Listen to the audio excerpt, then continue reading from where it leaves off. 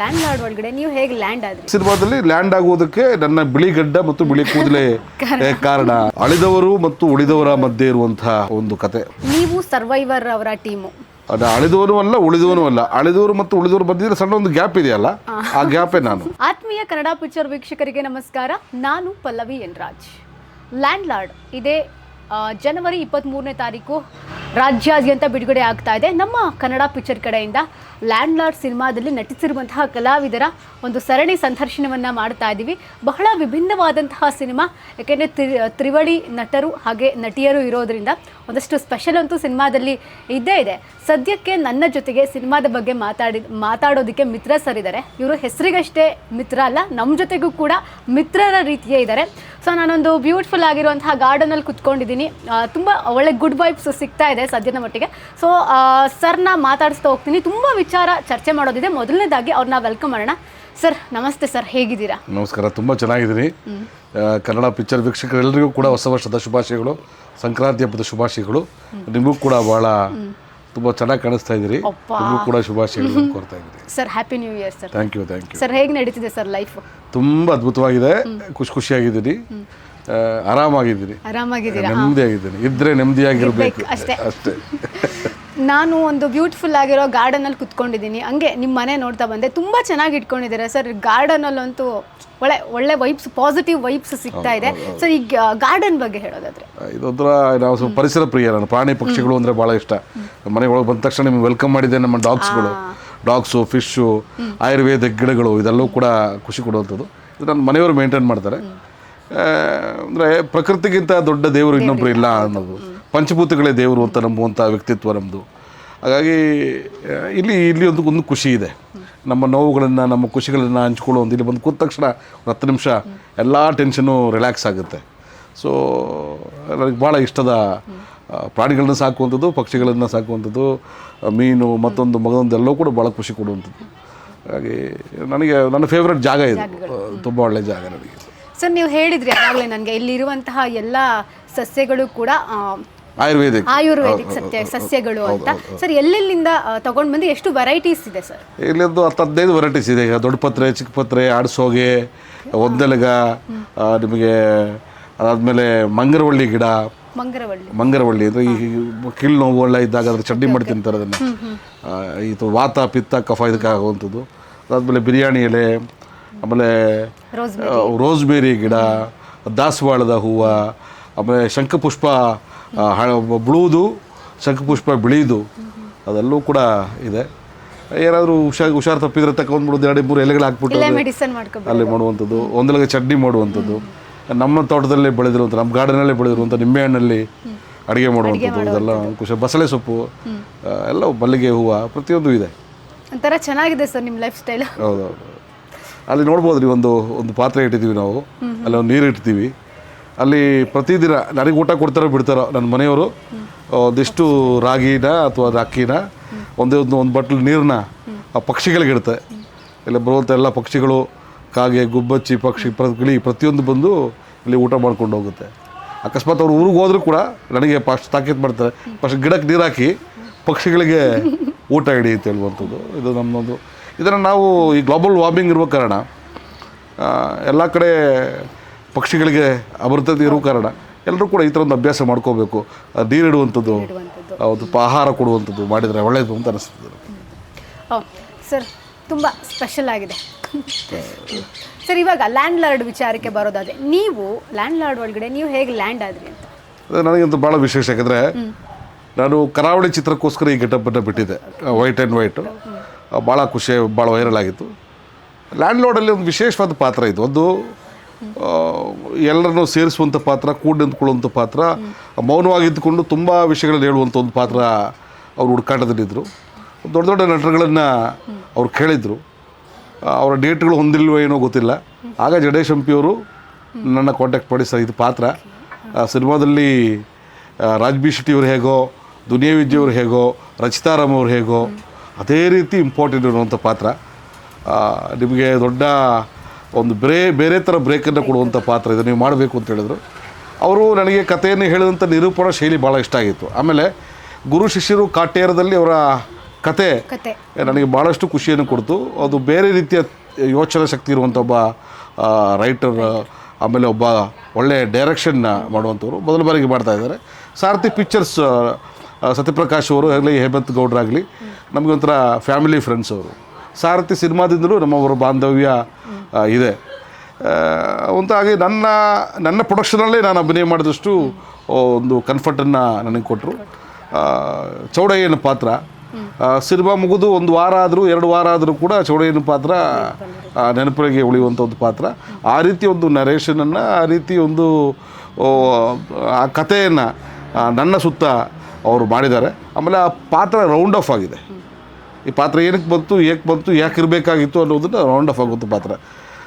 ನೀವು ಹಾಗೆ ಹೇಳಿದ್ರಿ ತ್ರಿವಳಿ ಕಲಾವಿದರು. ಆ್ಯಕ್ಚುಲಿ ತ್ರಿವಳಿ ಕಲಾವಿದರಲ್ಲ, ಬಹುತೇಕ ಸ್ಯಾಂಡಲ್ವುಡ್ನ ಎಲ್ಲ ಕಲಾವಿದರು ಇರುವಂಥದ್ದು. ಅಂದರೆ ನೋಡಿ, ಅಲ್ಲಿ ಸುಮಾರು ನಿರ್ದೇಶಕರುಗಳಿದ್ದಾರೆ ನಮ್ಮ ಸಿನಿಮಾದಲ್ಲಿ. ಗಣೇಶ್ ಅವರೊಬ್ಬರು ನಿರ್ದೇಶಕರು, ನಮ್ಮ ನಿರ್ದೇಶಕರು.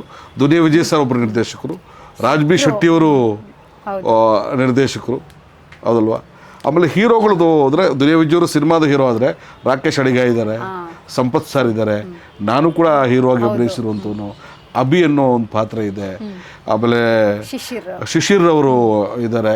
ಅಂದರೆ ಬಹುದೊಡ್ಡ, ನನಗನ್ಸುತ್ತೆ ಸದ್ಯದ ಮಟ್ಟಿಗೆ ಇಷ್ಟೊಂದು ತಾರಾ ಬಳಗವನ್ನು ನಮ್ಮ ಲ್ಯಾಂಡ್ಲೋಡ್ ಸಿನಿಮಾ ಹೊಂದ್ಕೊಂಡಿದೆ. ಅಂದರೆ ಬಹುತೇಕ ಎಲ್ಲ ಕನ್ನಡದ ಎಲ್ಲ ಶರತ್ ಲೋಹಿತಾಶ್ವ ಆದಿಯಾಗಿ, ನಮ್ಮ ಇವರು ದೇಶಪಾಂಡೆ ಸರ್ನ ಆದಿಯಾಗಿ, ಪ್ರತಿಯೊಬ್ಬರು ಅಚ್ಯುತರಾವ್ ಆದಿಯಾಗಿ, ಬಿ ಸುರೇಶ್ ಅವರ ಆದಿಯಾಗಿ ಪ್ರತಿಯೊಬ್ಬರು ಈ ಸಿನಿಮಾದಲ್ಲಿದ್ದಾರೆ. ಕೆಲವು ನಮ್ಮ ಸಾಧು ಕೊಕ್ಕರೆ ಸರ್, ರಂಗಾಯಣ ರಘುವರು ಆ ರೀತಿ ಪಾತ್ರಗಳು ಮಿಸ್ ಆಗಿದೆ ಹೊರತು ಬಹುತೇಕ ಕನ್ನಡದ ಎಲ್ಲ ಕಲಾವಿದರಿರುವಂಥ ಕನ್ನಡದ ದೊಡ್ಡ ಹೆಮ್ಮೆಯ ಸಿನಿಮಾ ಆಗುತ್ತೆ, ಅದ್ಧೂರಿ ಸಿನಿಮಾ ಆಗುತ್ತೆ ಇದು. ಈ ಸಿನಿಮಾದಲ್ಲಿ ಲ್ಯಾಂಡ್ ಆಗೋದಕ್ಕೆ ನನ್ನ ಬಿಳಿ ಗಡ್ಡ ಮತ್ತು ಬಿಳಿ ಕೂದಲೇ ಕಾರಣ. ಲ್ಯಾಂಡ್ ರೋಡಲ್ಲಿ ಲ್ಯಾಂಡ್ ಆಗೋದು ಇದೇ ಲುಕ್ಕಲ್ಲಿ ಕಾಣಿಸ್ಕೊತೀನಿ. ಹಳ್ಳಿಯಲ್ಲಿರುವಂಥ ಒಬ್ಬ ಲೋಕಲ್ ಪೊಲಿಟಿಷಿಯನ್ ಪಾತ್ರದಲ್ಲಿ ಕಾಣಿಸ್ತೀನಿ. ಚೌಡಯ್ಯ ಅನ್ನೋ ಪಾತ್ರ, ದುನಿಯಾ ವಿಜಯವರ ತಮ್ಮನ ಪಾತ್ರ. ಸ್ವಂತ ತಮ್ಮನ ಚಿಕ್ಕಪ್ಪನ ಮಗನ ತಮ್ಮನ ಪಾತ್ರ, ಸ್ವಂತ ತಮ್ಮನ ಪಾತ್ರದಲ್ಲಿ ನಾನು ಕಾಣಿಸ್ಕೊತಾ ಇದ್ದೆ. ನಾನು ಚೌಡಯ್ಯ, ಅವ್ರು ರಾಚಯ್ಯ. ಚೌಡಯ್ಯ ಅನ್ನುವಂತಹ ಪಾತ್ರ ಬಂದಾಗ ಸಿನಿಮಾದಲ್ಲಿ ಯಾವ ಶೇಡಲ್ಲಿ ಹೋಗುತ್ತೆ?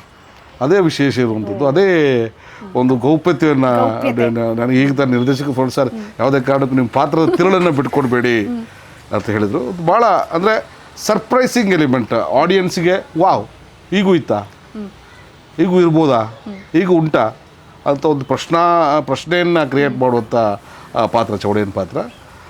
ಒಂದು ಸಿನಿಮಾದ ಮುಖ್ಯಘಟ್ಟದಲ್ಲಿ ಒಂದು ಟ್ವಿಸ್ಟಿಂಗನ್ನು ಕೊಡುವಂಥ ಒಂದು ಪಾತ್ರ, ಒಂದು ಇಡೀ ಸಿನಿಮಾವನ್ನು ಟರ್ನ್ ಮಾಡುವಂಥ ಒಂದು ಕಥಾಂಧ್ರವನ್ನೇ ಟರ್ನ್ ಮಾಡುವಂಥ ಒಂದು ಪಾತ್ರ ಚೌಡಯ್ಯ. ಅದು ಸಿನಿಮಾದಲ್ಲಿ ನಿಮ್ಗೆ ನೋಡ್ತಾ ಗೊತ್ತಾಗುತ್ತೆ. ಅದು ಟ್ವಿಸ್ಟಿಂಗ್ ಇರುವಂಥ ಒಂದು ಪಾತ್ರ ಇದು.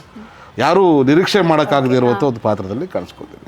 ಓಕೆ ಸರ್, ಸ್ಟಾರ್ಟಿಂಗಿಂದ ಎಂಡಿಂಗ್ವರೆಗೂ ಮೂವ್ ಆನ್ ಆಗ್ತೀರಾ? ಖಂಡಿತ. ಕ್ಯಾರೆಕ್ಟ್ರಲ್ಲಿ ಸಿನಿಮಾ ಫಸ್ಟಿಂದ ಕೊನೆವರೆಗೂ ಫ್ಲ್ಯಾಶ್ ಬ್ಯಾಕಲ್ಲಿ ನಾನು ಇರೋದಿಲ್ಲ. ಅದು ಬಿಟ್ಬಿಟ್ರೆ ಪ್ರತಿಯೊಂದು ಫ್ರೇಮಲ್ಲೂ ಕೂಡ ಅಲ್ಲಿ ಇಲ್ಲಿ ಮತ್ತೊಂದು ಕಡೆ ನಾನು ಇದ್ದೇ ಇರ್ತೀನಿ. ತುಂಬ ಕ್ಲೋಸಪ್ಪು ಇದು ಇಲ್ಲದಿದ್ದರೂ ಕೂಡ ಪಾತ್ರ ಏನೋ ಹೇಳುತ್ತೆ, ಏನೋ ಕಲ್ಪಿಸ್ಕೊಡ್ತಾ ಹೋಗುತ್ತೆ, ಏನೋ ಒಂದು ಭಾರವನ್ನು ಆಡಿಯನ್ಸಿಗೆ ಒಂದು ಪ್ರಶ್ನೆಯನ್ನು ಹುಟ್ಟಾಗುತ್ತೆ. ಆ ಪ್ರಶ್ನೆಗೆ ಉತ್ತರವನ್ನು ಇದೇ ಪಾತ್ರ ಕೊಡುತ್ತೆ. ಆ ಪ್ರಶ್ನೆನೂ ನಮಗೆ ಕೊಡುತ್ತೆ, ಉತ್ತರನೂ ನಾವು ಕೊಡುವಂಥ ಪಾತ್ರ ಅದು. ಸರ್, ಮಿತ್ರ ಸರ್ ಅಂತಂದರೆ ನಾವು ನೋಡಿರೋ ಪ್ರಕಾರ ಅವಾಗಿಂದ ಸೀಲಿಲಲ್ಲಿ ಅಲ್ಲಿಂದ ನೋಡಿರೋ ಪ್ರಕಾರ ಒಂದು ಕಾಮಿಡಿ ಜಾನರಲ್ಲಿ ಹೆಚ್ಚಾಗಿ ನೋಡಿದ್ದೀವಿ. ರೀಸೆಂಟ್ ಡೇಸ್ನಲ್ಲಿ ಒಂದು ನೆಗೆಟಿವ್ ಶೇಡಲ್ಲೂ ಕೂಡ ಕಾಣಿಸ್ಕೊಂತಿದ್ದೀರಾ. ಬಟ್ ಈ ಸಿನಿಮಾದಲ್ಲಿ ಏನಾದರೂ ಕಾಮಿಡಿ ಸ್ವಲ್ಪ ಮಟ್ಟಿಗೆ ಎಕ್ಸ್ಪೆಕ್ಟ್ ಮಾಡಿಲ್ಲ? Comedy strict. ಹೌದು, ಕಾಮಿಡಿ ಈ ಸಿನಿಮಾ ಆ ಝೋನಲ್ಲೇ ಇಲ್ಲದೆ ಇರುವಂಥ ಸಿನಿಮಾ. ಇದೊಂದು ಅಳಿದವರು ಮತ್ತು ಉಳಿದವರ ಮಧ್ಯೆ ಇರುವಂಥ ಒಂದು ಕತೆ. ಒಂದು ಕಥಾಹಂದ್ರದಲ್ಲಿ ಒಂದು ಎರ ಒಂದು 10, 15, 20 ವರ್ಷಗಳ ಹಿಂದಿನ ಯುಗವನ್ನು ಮರುಸೃಷ್ಟಿ ಮಾಡುವಂಥ ಒಂದು ಕೆಲಸವನ್ನು ಜಡೇಶ್ ಹಂಪಿಯವರು ಮಾಡಿದ್ದಾರೆ.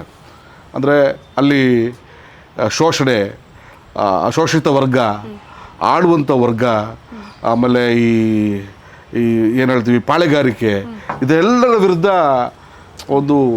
ಒಂದು ಬಂಡಾಯವಾಗಿ ನಿಂತ್ಕೊಳ್ಳುವಂಥ ಒಂದು ಸಿನಿಮಾ. ಹಾಗಾಗಿ ಹಾಸ್ಯದ ಲೇಪನ ಭಾಳ ಕಮ್ಮಿ ಇದೆ. ಅಂದರೆ ನಮ್ಮ ಇವರಿದೆ, ನಮ್ಮ ಹಿರೇಮಠ ಅವರು, ಅವರೆಲ್ಲ ಇದ್ದಾರಲ್ಲ, ಅವರೆಲ್ಲ ಸ್ವಲ್ಪ ಹಾಸ್ಯ ಕೆಲವು ಕಡೆ ಇದ್ದರೆ, ಒಂದು ಭರ್ಪೂರವಾಗಿರುವಂಥ ಮನೋರಂಜನೆ, ಒಂದು ನವರಸಗಳನ್ನು ಎಷ್ಟು ಹದವಾಗಿ ಕೊಡಬೇಕು ಅಲ್ಲಿ ಕೊಡುವಂಥ ಒಂದು ಕೆಲಸವನ್ನು ಜಡೇಶ್ ಅವರು ಮಾಡಿದ್ದಾರೆ ಅಂತ ಹೇಳಲಿಕ್ಕೆ ಇಷ್ಟಪಡ್ತೀನಿ. ನೀವು ಸರ್ವೈವರ್ ಅವರ ಟೀಮು. ನಾನು ಸರ್ವೇವರು ಅಲ್ಲ, ಅಳಿದವನು ಅಲ್ಲ, ಉಳಿದವನು ಅಲ್ಲ. ಅಳಿದವರು ಮತ್ತು ಉಳಿದವರು ಬಂದಿದ್ರೆ ಸಣ್ಣ ಒಂದು ಗ್ಯಾಪ್ ಇದೆಯಲ್ಲ, ಆ ಗ್ಯಾಪೇ ನಾನು. ಸಣ್ಣ ಒಂದು ಗ್ಯಾಪ್ ಇದೆ, ಅಳಿದವರು ಮತ್ತು ಉಳಿದವರು ಮಧ್ಯದಲ್ಲಿ ಒಂದು ಡ್ಯಾಶ್ ಇರುತ್ತಲ್ಲ, ಆ ಡ್ಯಾಶೇ ನಾನೇನು ಹೇಗಿರ್ತಾರೆ, ಇಂಥವ್ರು ಇರ್ತಾರಾ, ಏನು ಇವನ ಪಾತ್ರ ಅಂದರೆ ಈ ಕಡೆ ಈಗ ನೀವು ಬಾವಲಿಯನ್ನು ಪಕ್ಷಿ ಅಂತೀರೋ ಪ್ರಾಣಿ ಅಂತೀರೋ? ಬಾವಲಿ ಸಸ್ತನಿ, ಅದು ಮರಿ ಹಾಕುತ್ತೆ, ಅದು ಹಾಲು ಕುಡಿಸುತ್ತೆ, ಹಾರುತ್ತೆ, ಅದು ಪ್ರಾಣಿನ ಅಲ್ಲ, ಪಕ್ಷಿನ? ಅದು ಪ್ರಾಣಿನೂ ಅಲ್ಲ, ಪಕ್ಷಿನೂ ಅಲ್ಲ. ಹಾಗಾಗಿ ನಾನು ಅಳಿದವನೂ ಅಲ್ಲ, ಉಳಿದವನೂ ಅಲ್ಲ, ಇದರ ಮಧ್ಯದಲ್ಲಿ ಹಾರಾಡುವಂಥ ಒಬ್ಬ ಬಾವಲಿ. ಆ ಥರ ಪಾತ್ರ, ಅದು ವಿಶೇಷವಾದ ಪಾತ್ರ, ಅದು ಒಂದು ವಿಚಿತ್ರ, ಸೃಷ್ಟಿ ವೈಚಿತ್ರ ನೋಡಿ, ಅದು ಸಸ್ತನಿ. ಅದು ಅದೇ ರೀತಿ ನಾನು ಕೂಡ ಒಂದು ರೀತಿಯ ವಿಚಿತ್ರವಾದಂತಹ ಬಾವಲಿಯನ್ನು ಹೋಲುವಂಥ ಒಂದು ಪಾತ್ರ. ಓಕೆ ಸರ್, ಈ ನಿಮ್ಮ ಒಂದು ಸಿನಿಮಾ ಜರ್ನಿನಲ್ಲಿ ಈ ಒಂದು ಸಿನಿಮಾ ಅಂತ ಬಂದಾಗ ಎಷ್ಟು ತೂಕದ್ದಾಗಿದೆ, ಎಷ್ಟು ವಿಶೇಷವಾದ್ದಾಗಿದೆ? ನಾನು ಈ ಗೆಟಪ್ಪಲ್ಲಿ ನಾನು ಕರಾವಳಿಯಲ್ಲಿ ಕಾಣಿಸ್ಕೋಬೇಕು ಅಂತ ಭಾಳ ಹಪಾಪಿಸ್ತಾ ಇದ್ದೆ, ಕಾಯ್ತಾ ಇದ್ದೆ. ಕರಾವಳಿ ಕರ್ಣಾಂತರಗಳಿಂದ ಇನ್ನೊಂದು ತಿಂಗಳು ಮುಂದಕ್ಕೆ ಹೋಗಿದೆ. ನಾನು ಈ ಗೆಟಪ್ಪನ್ನು ಸಂಪೂರ್ಣವಾಗಿ ಬಳಸ್ಕೊಂಡವರು ಜಡೇಶ್ ಅವರು. ಹಾಗಾಗಿ ಈ ಸಿನಿಮಾ ಮೊದಲು ಬರ್ತಾ ಇದೆ. ನನಗೆ ನಿಜವಾಗ್ಲೂ ಕೂಡ ಈ ಒಂದು ಮುಖ್ಯ ಭೂಮಿಕೆಯಲ್ಲಿ ದುನಿಯಾ ಸಿನಿಮಾ ಆದಮೇಲೆ ವಿಜಯ್ ಅವ್ರ ಜೊತೆ ನಾನು ಅಭಿನಯಿಸಿರಲಿಲ್ಲ. ಆಮೇಲೆ ನಾನು ತುಂಬ 150 ಸಿನಿಮಾಗಳು ಅಭಿನಯಿಸಿದ್ರು ಕೂಡ ಸ್ಟಾರ್ ನಟರುಗಳ ಜೊತೆ ನನ್ನ ಅಭಿನಯ, ಅಂದರೆ ಸೂಪರ್ ಸ್ಟಾರ್ಗಳ ಜೊತೆ ನನ್ನ ಅಭಿನಯ ಭಾಳ ಕಮ್ಮಿ, ಯಾವುದು ವಿರಳ, ಇಲ್ಲವೇ ಇಲ್ಲ. ದರ್ಶನ್ ಸರ್ ಜೊತೆ ನಾನು ಅಭಿನಯಿಸಲಿಲ್ಲ. ಸುದೀಪ್ ಸರ್ ಜೊತೆ ಒಂದೇ ಒಂದು ಸಿನಿಮಾದಲ್ಲಿ ಮ್ಯಾಕ್ಸಲ್ಲಿ ಒಂದು ಸಣ್ಣ ಪಾತ್ರದಲ್ಲಿ ಕಾಣಿಸ್ಕೋತಾ ಇದ್ದೀನಿ. ಹಾಗಾಗಿ ಈ ದುನಿಯಾ ವಿಜಯ್ ಅವ್ರನ್ನ ದುನಿಯಾ ಆದಮೇಲೆ ಇಷ್ಟು ವರ್ಷಗಳ ನಂತರ ನಾನು ಅವ್ರ ಜೊತೆ ಅಭಿನಯಿಸ್ತಾ ಇರುವಂಥದ್ದು ಒಂದು ವಿಶೇಷ ಇದೆ. ಹಾಗಾಗಿ ಇದರ ಮೂಲಕ ನನ್ನ ಒಂದು ಹೊಸ ಒಂದು ಜರ್ನಿ, ಒಂದು ಈ ರೀತಿಯ ಒಂದು ಪೋಷಕ ಪಾತ್ರದ, ತೂಕದ ಪಾತ್ರದ, ಗಂಭೀರ ಪಾತ್ರದ ಜರ್ನಿ ಈ ಸಿನಿಮಾದಿಂದ ಆರಂಭ ಆಗುತ್ತೆ ಅಂತ ಒಂದು ನಿರೀಕ್ಷೆಯಲ್ಲಿದ್ದೀನಿ. ಈ 2026ರಲ್ಲಿ ಒಂದು ನಿರೀಕ್ಷೆ.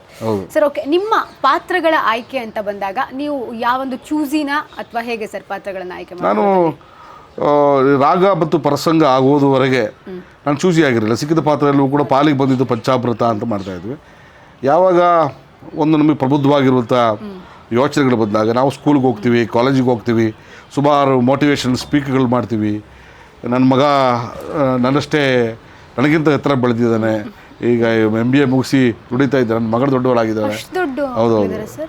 ಅದೆಲ್ಲ ಇದ್ದಾಗ ನಾವು ಇನ್ನೂ ಕೂಡ ಸಮಾಜಕ್ಕೆ ಪೂರಕವಾಗಿರೋದು ಈ ವಿಡಂಬನಾತ್ಮಕವಾಗಿರೋದು ಕಾಮಿಡಿಗಳು, ಚೇಷ್ಟೆ ಮಾಡುವಂಥ ಪಾತ್ರಗಳು, ಅಥವಾ ಒಬ್ರಿಗೆ ಇರಿಸ್ಬಿಡಿಸ್ಬಿಡುವಂಥ ಪಾತ್ರಗಳು, ಈ ಪಾತ್ರದ ಮೂಲಕ ಏನೋ ಒಂದು ಬೇರೆ ಕೆಟ್ಟ ಸಂದೇಶವನ್ನು ಕೊಡುವಂಥ ಪಾತ್ರಗಳು ಬೇಡ ಅಂತ ಸ್ವಲ್ಪ ಚೂಸಿಯಾಗಿದೆ. ಈಗಲೂ ಚೂಸಿಯಾಗಿದ್ದೀನಿ, ಒಳ್ಳೆ ಪಾತ್ರಗಳನ್ನು ಹುಡುಕ್ತಾ ಇದ್ದೀನಿ. ಆ ಪಾತ್ರ ಸಣ್ಣದಾಗಿರಲಿ, ಆ ಲೆಂತ್ ದೊಡ್ಡದಾಗದೇ ಇದ್ದಿದ್ರೂ ಪರವಾಗಿಲ್ಲ, ಪಾತ್ರ ತೂಕವಾಗಿರಬೇಕು, ಸಿನಿಮಾಕ್ಕೆ ಪೂರಕವಾಗಿರಬೇಕು. ಒಂದು ಆ ಸಿನಿಮಾದಿಂದ ನನಗೆ ಹೆಲ್ಪ್ ಆಗಬೇಕು, ಇಲ್ಲದಂದರೆ ಈ ನನ್ನಿಂದ ಸಿನಿಮಾಗೆ ಸಹಾಯ ಆಗಬೇಕು ಅನ್ನೋದು ನನ್ನ ಉದ್ದೇಶ. ಆಗ ಭಾಳ ಚೂಸಿಯಾಗಿದ್ದೀನಿ. ಈಗ ಸಾಲು ಚಿತ್ರಗಳು ಬರ್ತಾ ಇದೆ. ನಾನು ಆ ಚೂಸಿನೆಸ್ಗೋಸ್ಕರ, ನನ್ನ ವೇಟಿಗೋಸ್ಕರ ದೇವರು ಕರೆಕ್ಟಾಗಿರುವಂಥ ಅವಕಾಶವನ್ನು ನನಗೆ ಕಲ್ಪಿಸ್ಕೊಟ್ಟಿದ್ದಾರೆ. ಬಹಳ ಚೆನ್ನಾಗಿ ಹೇಳಿದ್ರಿ ಸರ್. ಹಿಂದೆ ಅಂದರೆ ನೀವು ಮಾಡಿರುವಂತಹ ಪಾತ್ರಗಳಲ್ಲಿ ಆಲ್ಮೋಸ್ಟ್ ಪಾಸಿಟಿವ್ ಆಗಿತ್ತು, ಇಲ್ಲ ಒಂದು ಕಾಮಿಡಿಯನ್ನು ಬಿಂಬಿಸ್ತಾ ಇದ್ರಿ. ಬಟ್ ಇತ್ತೀಚೆಗೆ ಬರ್ತಿರುವಂತಹ ಸಿನಿಮಾಗಳಲ್ಲಿ ಈ ನೆಗೆಟಿವ್ ಶೇಡಲ್ಲಿ ಕಾಣಿಸ್ಕೊಳ್ಬೇಕಂತ ನಿಮಗೆ ಯಾಕೆ ಅನ್ನಿಸ್ತು? ನೆಗೆಟಿವ್ ಶೇಡು ಅಂತ ಹೇಳೋದು ತಪ್ಪಾಗಿದ್ರೆ, ನಾನು ಪ್ರಬುದ್ಧವಾಗಿ ಕಾಣಿಸ್ಕೋಬೇಕು, ನನ್ನ ವಯಸ್ಸಿಗೆ ತಕ್ಕನಾಗಿ ನಾನು ಕಾಣಿಸ್ಕೋಬೇಕು. ಅದು ಈ ವಯಸ್ಸಲ್ಲಿ ಇದ್ಕೊಂಡು ನಾನು ಕಾಮಿಡಿ ಮಾಡಬಾರ್ದು ಅಂತೇನಲ್ಲ. ಕಾಮಿಡಿ ನನ್ನ ರಕ್ತದಲ್ಲೇ ಇದೆ. ಹಾಸ್ಯರಸದಲ್ಲಿ, ನವರಸಗಳಲ್ಲಿ ಭಾಳ ಪ್ರಮುಖವಾದ ರಸ ಹಾಸ್ಯರಸ ಕೂಡ. ಕಲಾವಿದ ಅಂತ ಹೇಳಿದ ತಕ್ಷಣ ನವರಸವನ್ನು ಬಲ್ಲವನು ಕಲಾವಿದನಾಗ್ತಾನೆ, ನಟನಾಗ್ತಾನೆ. ಹಾಗಾಗಿ ನನಗೆ ಎಲ್ಲವೂ ಇಷ್ಟ. ಇಷ್ಟು ವರ್ಷ ನಾನು ಕಾಮಿಡಿ ಮಾಡಿದ್ದೀನಿ, ಒಂದು 20 ವರ್ಷ ರಂಜಿಸಿದ್ದೀನಿ. ನನ್ನದೊಂದು ಪ್ರಯತ್ನ ಭಾವನಾತ್ಮಕವಾಗಿ ಗಂಭೀರವಾದ ಪಾತ್ರಗಳನ್ನು ಜನರಿಗೆ ತಲುಪಿಸುವಂಥ ಒಂದು ಪ್ರಯತ್ನ ಅಷ್ಟೇ. ಮುಂದಕ್ಕೆ ಏನು ವರ್ಕೌಟ್ ಆಗಿರೋದು ಮತ್ತೆ ಪುನಃ ಕಾಮಿಡಿಯನ್ನು ನಾನು ಮುಂದುವರಿಸ್ಕೊಂಡು ಹೋಗ್ಬೋದು. ಬಟ್ ನನ್ನಲ್ಲೊಬ್ಬ ಕಾಮಿಡಿಯನ್ ಇದ್ದೇ ಇದ್ದಾನೆ. ಕಾಮಿಡಿಯನ್ ಮಾತ್ರ ಅಲ್ಲ ಗುರು, ನನ್ನಲ್ಲೊಬ್ಬ ಪ್ರಬುದ್ಧವಾದ ನಟ ಇದ್ದಾನೆ. ನವರಸಗಳ ಬೇರೆ 8 ರಸಗಳನ್ನು ತೋರಿಸ್ಬಲ್ಲೆ ನಾನು ಬಳಸ್ಕೊಳ್ಳಿ ಅಂತ ಇಂಡಸ್ಟ್ರಿ ನಿರ್ದೇಶಕರಿಗೆ, ಪ್ರೇಕ್ಷಕರಿಗೆ ಎಲ್ರಿಗೂ ಹೇಳುವಂಥ ಪ್ರಯತ್ನ ಇದು.